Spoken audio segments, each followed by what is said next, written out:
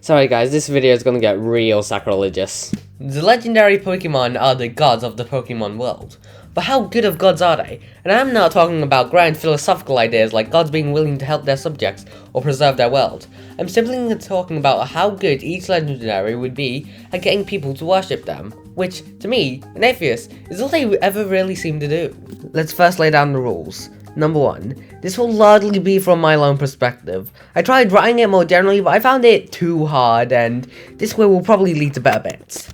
2, I'm carrying mythical Pokemon for obvious reasons. I never cared about the legendary mythical split anyway. I'll also be carrying the 3 Galarian forms of the legendary Buzz, and the 6 Paradox non-box legendaries, but no fusions or any other forms. 3, no Ultra Beasts, they're just guys from another dimension, and it stops Alola from having 27 different Pokemon on this list. This should mean 102 Pokemon to be ranked up. My script says I have 103. I guess one must have slipped in there. I'm not worshipping a monkey.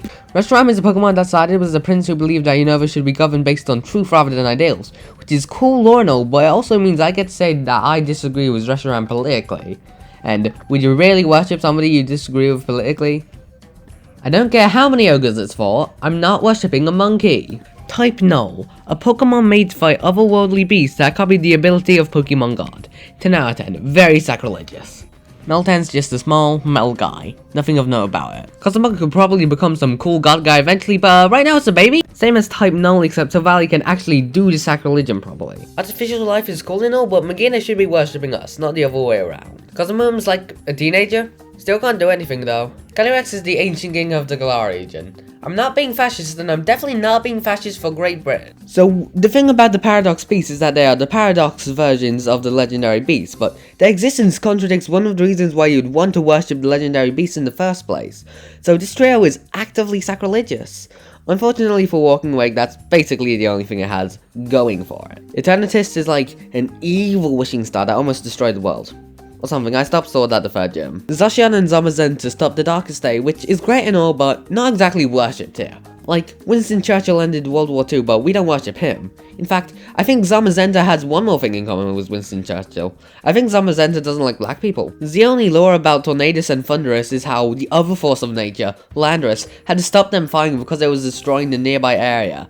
Not exactly some guy you want to worship. The 4 treasures of ruin are ancient cursed artifacts turned Pokemon, so worshipping them isn't going to be a great look. Especially in the case of Qian Pao, who is a cursed sword. Next is Wo-Chen, because at least Ting-Lu and Chi-Yu were items with religious purposes. Quite a few of the legendary Pokemon around this ranking are just an animal, and I can think of no better example for this phenomenon than Kubfu and Urshifu. As the tail mask goes out of its way to point out, Ogerpon is just kind of a guy. Meloetta sings. Okidogi's the same as Monkey Doy, but they don't have to deal with my monkey bigotry.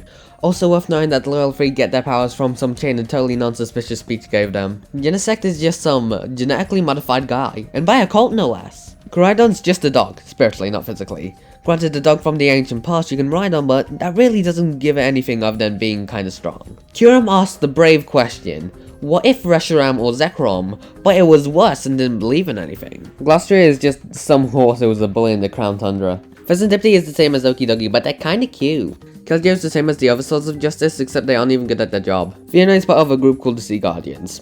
I cannot tell you anything else about them. Actually, I can tell you one thing.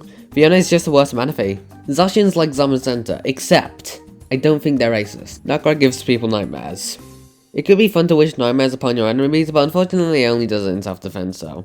Galarian Zapdos is just the bird. Strong edition. Registeel's just a robot. The fact that Regirock is made out of rock does not make it any more interesting. The Paradox Swords don't seem to be as sacrilegious as the Paradox Beasts, since they don't contradict anything about the Swords of Justice lore.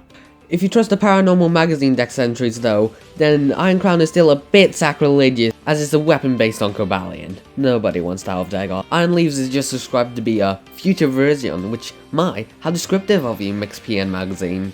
Iron Boulder is supposedly the Terrakion, just altered by an evil organization. Cresselia just grants good dreams. Yes, nightmares do suck and all, but by the time you're able to recognize the problem and start praying, you've probably already woken up, resolving the issue. Miraidon's the same as Koraidon, except they're a cool robot with jet engines rather than a dino. Regigigas has a lot going for it, but all in a vaguely uninteresting way. Yeah, it moved the continents and created the 5 Regis, but do I actually care? Zero is not just a furry, but rather what the furry strives to be. Their ideal of the bipedal form. Still just a guy though. Latios and Latias are just fast and smart. Okay, I get what I just said, but this one can turn invisible. Zapdos is just a bird and, honestly, a bit of an evil looking one. Sure, it has an elemental affinity, but this is the world of Pokemon, 1 in every 4 animals have one. Moltres is like Zapdos, but they only look a bit meh. Articuno is also like Zapdos, but they look a bit more graceful looking than harboring any negative emotion. Galarian Articuno is an even more graceful bird with cool psychic powers rather than lame ice ones. Victini makes you one, but only if they're your Pokemon. Now, I'm self-confident, but I'd get my hands on a mythical Pokemon self-confident. Okay, Regice being a Robomed out of ice is pretty cool, like how do the wires not melt it? It's hard to play the Juster card with Volcanion since there's no real-world animal that looks like Volcanion, but they really are just the Steam god. They actually can create diamonds out of thin air, which I hold no interest in because I am neither rich nor willing to marry. All 4 of the Tapus got their respective islands, which is good for them, but of no note to me since I am not from any of the islands. I am from Australia. Tapu Lele comes in last place because half of its Dex entry state is just kind of a jerk. Tapu Bulu gets first place by not being that. Like yeah, it destroyed the town that one time, but it's chill. Tapu Fini gets second by being just a nice, good island guardian that doesn't start stuff. And Tapu Koko comes in first place for guarding Mele Mele, the protagonist island. From what I've heard, the Swords of Justice are just Pokemon Vigilantes. They don't get the honor of being ranked separately. Heatran is an embodiment of the Earth's lithosphere. That thing that has a direct impact on my day-to-day life. Melmel can spontaneously generate metal.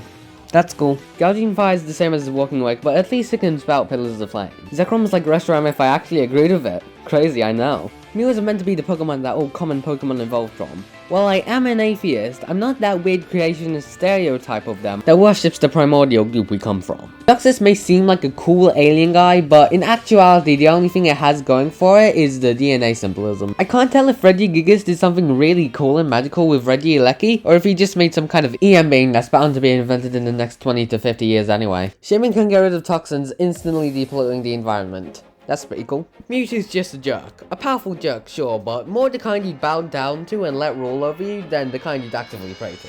Inaris is the second force of nature to be a fertility deity, but they fall short only because Landorus has a more cared out portfolio than them. Who is just a lovable scamp who can open up portals to other dimensions.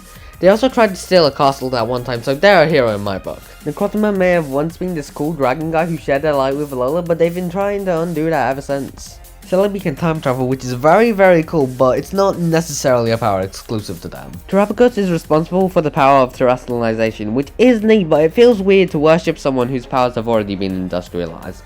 Oh yeah, they can also time travel. First of all, you have to consider that the legendary beasts were resurrected, which may not seem like that much until you remember, oh right, Christianity. Ho-Oh also granted them cool powers, but in this particular instance, all that Raikou got was Thunderbolts. Suicune got the power to purify water and also somehow be the embodiment of the North Winds. The first one very worshipable, but the latter not so much.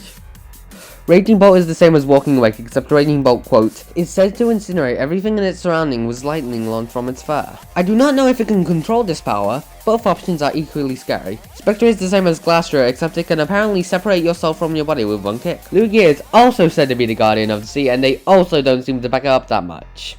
They can spontaneously create storms though. And it is the same as the other legendary beasts from before, but their cool power is to make volcanoes erupt on command. May not be as helpful as Suicune's ability, but it's probably the kind of god you want to worship that's not draw the ire of. Galarian Moltres is just an evil, soul-rending bird. Marshadow is the same in that it is just the guy who can steal your soul. Lunala is the same as Necrozma, just without all the regrettable decisions. The other two of the Gen 4 box trio are ranking pretty highly, but not only was Giratina banished by Arceus, almost nullifying one of their biggest credits, but their domain is antimatter. You know, the thing that will explode when coming into contact with the other 99% of the universe. Zygarde's just a cool snake that protects the ecosystem. Sometimes two snakes. Who am I to deny myself a little sun worship? Mesprit is one of the 3 light guardians who, according to legend, were created by Arceus to guide humans and give them gifts of knowledge, emotion, and willpower respectively. I chose Mesprit to be the lowest of them, if only because who's pursuing emotion and willing to seek out this Pokemon to help them? Who's going, oh mighty lake spirit, please make me more emotional. As Elf goes in the middle of the 3, I'm pretty good on willpower. And Uxie is the top of the 3 because, let's be honest, who isn't always on a search for knowledge, even just a little? Jirachi is like Titanitus, but good. It's a good wishing star.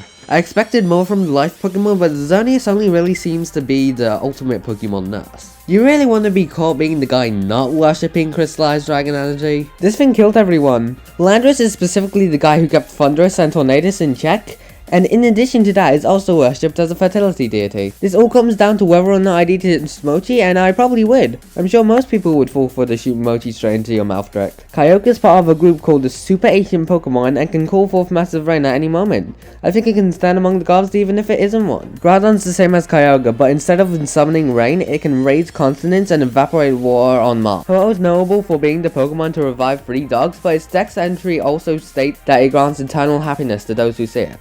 Pretty good freaking bird if I do say so myself. Rayquaza has the things that both Kyogre and Groudon have going for them, except that Rayquaza is also their superior, so they're like, cool. I originally had some weird poetic stuff for Palkia, Dialga, and Arceus, but really all you need to know is that Palkia is the god of space, Dialga is the god of time, and Arceus is the god of the Pokemon world, and that they will be worshipped for exactly those reasons. Take me to church, I'll treat you like a father, like I'm not. I'll worship like a dog at the shrine of her last. I should have worshipped her sooner.